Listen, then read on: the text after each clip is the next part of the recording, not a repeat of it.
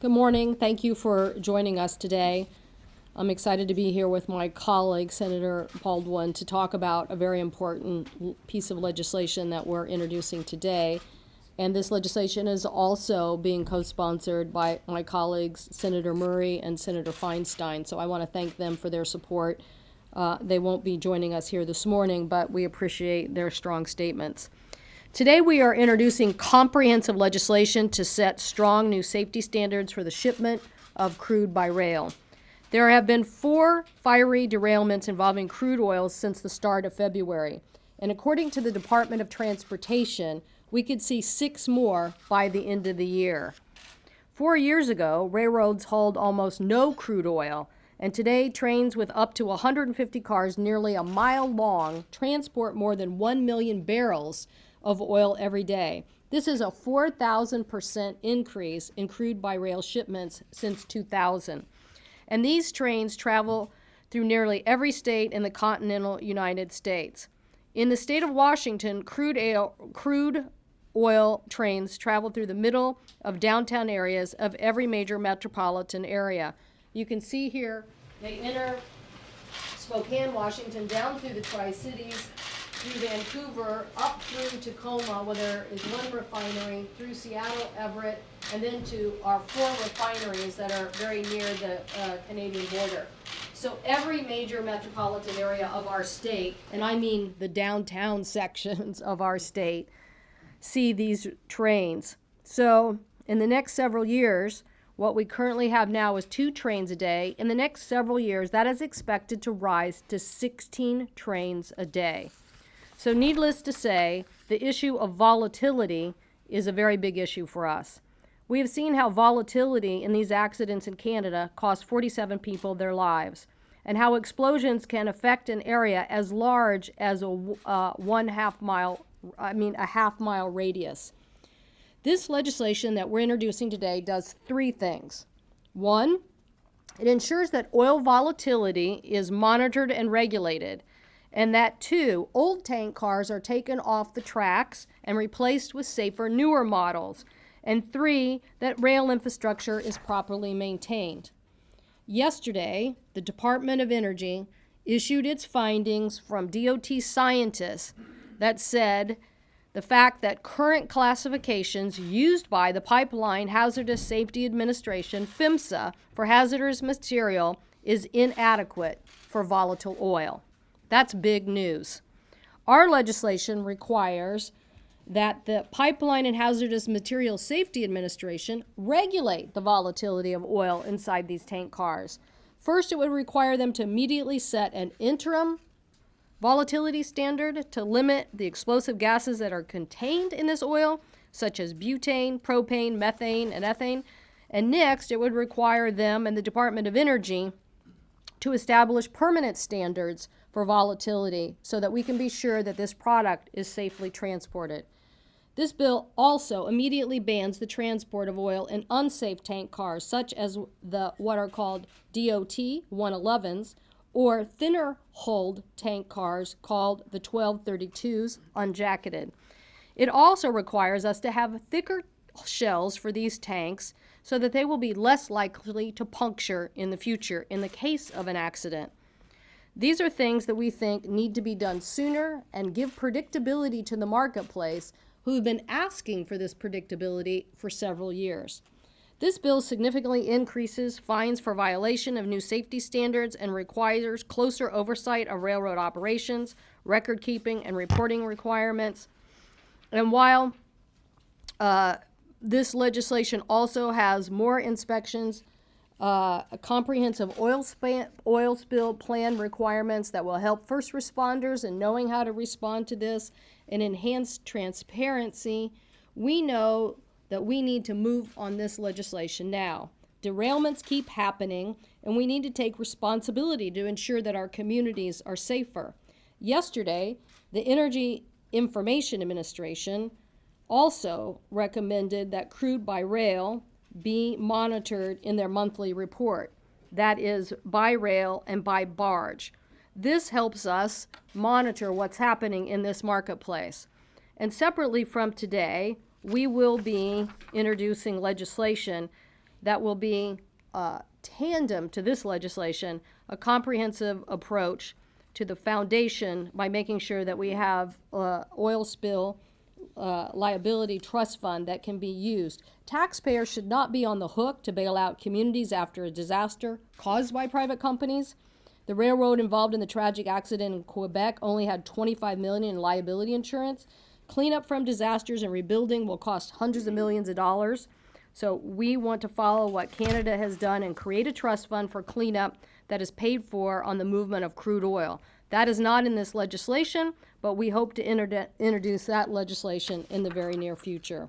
So these are the highlights of this legislation, and we are so happy to have one of the co-sponsors with us this morning. My colleague from Wisconsin obviously has a lot of shipment through her state as well, and I think that my other co-sponsors, you can see, we're hearing from our city councils, from our regional input people. They want us to take action quickly on making our rail transportation of this product safer. With that, Senator Baldwin. Thank you.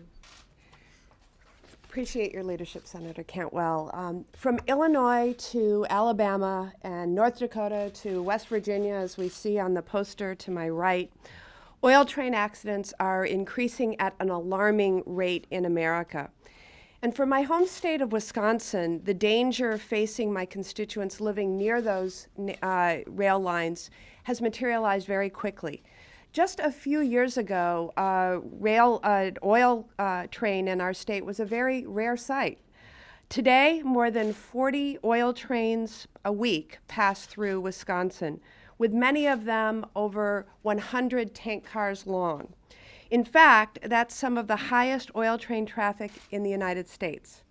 And as more and more volatile crude oil moves through Wisconsin and through our country via rail, it's critical that appropriate safety measures are in place to reduce the risk of deadly accidents. That's why here in Congress, we have already provided additional funding to study safer tank cars, to hire more track inspectors, and to repair rail infrastructure. Unfortunately, we have yet to see serious action from the administration in this effort. Even though it has become very clear that the increase in oil moving on rails has corresponded with an uptick in these sort of train derailments, it's why earlier this month I urged President Obama to take immediate action to address these dangerous oil trains and finalize the administration's rules that will help protect our communities. But we can't wait for another accident to occur before taking action. And so I'm proud to stand here today with Senator Cantwell to introduce this legislation that takes immediate action to phase out the most dangerous tank cars that are carrying crude oil through our communities. This bill would establish a higher standard that new tank cars must meet. These include thicker steel shells and thermal jackets to prevent the horrific explosions that have become the hallmark of oil train derailments. Not only will this bill enhance the safety standards of tank cars carrying the oil, this bill will ensure that the oil in those cars is held to a national volatility standard. The bill will hold producers and railroads accountable for meeting that standard in order to keep the most dangerous, volatile crude oil from being transported through Wisconsin. I'd like to thank Senator Cantwell and Senators Feinstein and Murray for their leadership on this legislation. And I'm hopeful that our colleagues in the Senate will join us to prevent future oil train tragedies from occurring as we work to increase safety and efficiency along America's railways. We'd be happy to take questions. No. Yes. Hi, Can Senator. we just say who you are? Sure, of course. Patrick Rucker with Reuters. And if I may have two questions. First one, on the insurance question. The Association of American Railroads did years ago come up with this idea that those who produce the goods, like the oil producers, maybe the tank car manufacturers, should have contribute or have more insurance. Shouldn't just be the railroads that have insurance. Is that the kind of idea that, do you support that kind of approach? Yeah, we'll talk more about it, but I just wanted to let you know that today we didn't think this was all that needed to be done, so we wanted to mention that and that we're gonna move forward. Canada has moved forward, and if you know anything about the way the current oil spill liability trust fund works now, we'd have to do something in addition to that for this particular purpose. And, so it would be similar to the way the trust fund in Canada works. And then, I just have Yes. sorry. On the volatility, we've done some reporting that, essentially the White House had decided, let's let North Dakota deal with volatility. We might not have the authority to deal with volatility. It sounds like you're impatient with that kind of thinking, that there isn't, that you feel the feds need to deal with this question of volatility pretty squarely. Let me be really clear. First of all, I believe within DOT, PHMSA has the ability to deal with this. They should set a standard on volatility. They are currently not in a process of doing a rulemaking on it. The fact that DOE took a step yesterday, the Department of Energy, in basically issuing scientific findings that more needed to be done on that is at least a start in the process.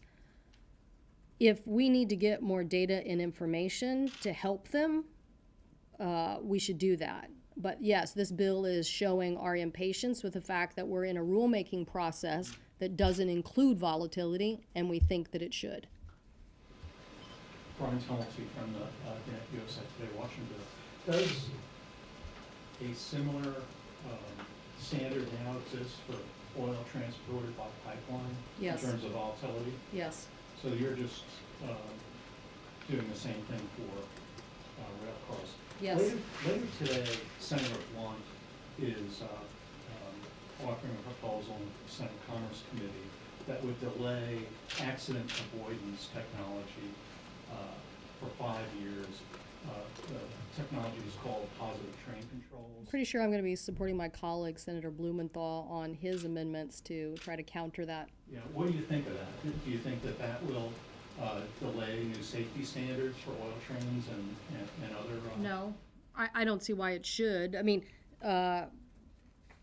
my colleagues may have, other ideas, and I know there's things that the Federal Railroad Administration is looking at as a way to better de-link cars by a braking system, so that when you had an accident, you wouldn't immediately have a big pileup, as you can see, in these pictures, so it would basically help. But I think that we need to address many aspects of this problem. So you don't see the positive train controls linked to crude oil train safety, or do you? You mean as an ultimate solution, or? No, as one of the solutions for improving safety on the rails. I'm for looking at everything, and I think that, again, my colleague Senator Blumenthal will try to actually help us implement those, as opposed to delay them. So that will be the battle today, yes. Hi, I'm Jim Snyder with Bloomberg News. North Dakota has a standard of its own that goes into effect in April. I think the vapor pressure would be something like 13.7, I take it. You don't think that's sufficient? Well, first of all, we've heard stories that the Reid vapor pressure being pushed on rails is higher than 13.7. So the fact that you don't really have a system to monitor it means that these producers can get away with anything. So the fact that this product comes out of the ground and then is restuffed into the product as a way to get rid of it is causing volatility in our communities. So we should get the scientific evidence and regulate it. Just as this gentleman pointed out, pipeline is a 10 Reid vapor pressure. So why are we letting this product travel through some of our most populous cities when we know that an explosion in a half-mile radius could have a devastating impact? So we want that measure to be set, and we want the scientific evidence to set it. Why do you think the administration hasn't done more on this? I think that there is a lot of, as somebody who pushed a little agency called the Federal Energy Regulatory Commission to get more aggressive on oil markets, sometimes agencies down within the bowels of an organization doesn't feel it has the authority. I clearly believe that they do, but since they won't move on it, we're introducing this legislation. Yes. Talk a little bit more about Tim Campbell with The Hill. Could you talk a little bit more about the insufficiencies with what the administration is doing? Is it just in volatility, or are there other problems? The current rulemaking process through DOT on tank cars has 3 options. And we believe that they should optimize for the strongest option there and phase out in a quicker time period. So we don't know what they're going to accept on tank cars, but we know this: there are a bunch of tank cars that are unacceptable now. So we're saying get them off the rails now. We think that's a better way to handle it and give the signal to the market. If we would have done that a year ago, we would have had more thicker hulled vehicles being produced. As it is, we can produce about 40,000 of those a year. We think about 37,000 need to be replaced right now. So we want that process to begin. Yes. Hi, Blake Subject with Energy Wire. I was hoping you could speak a little bit to what kind of a support you'd expect for this, and what you would say to critics who might say that this would cut down on the North American energy renaissance without the adequate data or safety information on some of these technical issues. First of all, we have a lot of product in the market today. In fact, this product, in my mind, needs to make sure that we are adequately addressing the safe transport. I don't think anybody wants to trade safety. The fact that we haven't had an explosion like what happened in Canada is not a reason not to get the answers on safety. But we currently have the highest storage of this product in 80 years, and crude oil prices are down 60% since last summer. So I really don't think that the price is an issue at this moment. I think safety is the issue of today. The fact that DOT is predicting that we will have 10 accidents a year, I don't want any of those accidents in the major metropolitan area of my state. I'm sorry, if I can take another Senator. The Canadian plan for tank car design and improving tank cars would leave those, well, I'm not sure if those are jacketed or not, but anyway, that model, 1232, on the tracks for another 10 years. I don't know, someone said, look, that's the best the industry can do. I don't know if that's satisfactory to you. I don't think that's the best industry do. I just cited the fact that they can produce 40,000 of these cars a year. So a signal, as a business person, I know what a signal is, and setting predictability is what some of the industry has been saying, we've been waiting for. So I'm willing to tell them right now, here's the standard that I think should be set as it relates to getting these cars that we know are insufficient off the tracks today and start the replacement. So I'm sure we'll hear a lot of different debate about this. But when I have to look at every major metropolitan area of my state seeing these tank cars, and I see that it's going to go from 10 to 16 a day, and DOT is saying they're going to have 10 accidents a year, I need to do what my constituents want me to do. Happy to give you every resolution I've gotten from every city council in my state saying, please do something about this. So we're trying to respond. How does this fit in with the rules that are pending right now relating to crude by rail transport? Well, if we were able to pass this legislation tomorrow, it would become law. But I mean, I've heard that some senators have been briefed on those rules. Is this legislation in any way a response to any briefing you've gotten about the rules? Well, the Secretary of Transportation has been before the Commerce Committee, and we let him know point blank that we didn't think the rules were sufficient. Okay. So that's why we're doing legislation. Yes. Are either of you senators familiar with the proposal that Transport Canada made earlier this month for the new generation of tank cars that would be servicing Canada? I don't have all the details of it. There are some things that Canada has been doing that are more aggressive than us, and then, they are, I kind of think, taking a little bit of a tax and roll approach. That is, like, let's tax them, but let them keep rolling for a longer period of time. I know a few of my colleagues have also suggested that idea. I guess what I would say is that we need to focus a little more on the security issue. The devastation of these explosions are so great. I think we need the answers on this volatility. And if we can get some answers on that give us a little bit more certainty, and we don't have DOT predicting 10 explosions a year, we might be able to do something. But right now, to have a long lead time without these answers, I think is a mistake. Yeah, 2 more questions. Do you have you talked to Senator Thune about when your bill might get a hearing? We've talked to him in general about this issue, and so we're going to be looking for opportunities. We'll probably look at a couple of budget resolutions that are generally about this subject, but not this comprehensive, and then we'll look for some opportunities within commerce. Nicole Curtis with Cox. So what remarks have you heard from, more specifically in Washington, with the city council in Seattle? Well, we've heard from lots of city councils across our state, as I said, who have all, issued resolutions, and we'll be happy to give you a copy of that. I thought I actually brought one with me, but happy to give you that. But basically, they're saying, and people should know, I take this quite seriously because Spokane is a railroad town. Spokane basically developed as a terminus for rail transportation in the Pacific Northwest. So if anything, it has a lot of history with the railroads. So the fact that this is an area that moves a lot of product, is all for moving product, views this as a key cornerstone of our economy, but the fact that they're adamant about better safety regulations says to me this is why we need to move. And Tammy, I don't know if you want to add anything. Sure. I wish I had brought a map of Wisconsin's rail corridors, but there are several going through the state, one of which abuts the Mississippi River. And we have heard extensively from communities and activists in western Wisconsin, including in the city of La Crosse, where many of these trains pass every week. In addition, in the case of two of the recent explosions and derailments followed by explosions, they had recently passed through Wisconsin prior to those tragedies occurring. So I imagine that my colleagues are hearing from their communities through which these oil trains pass, especially as people learn about the safety considerations.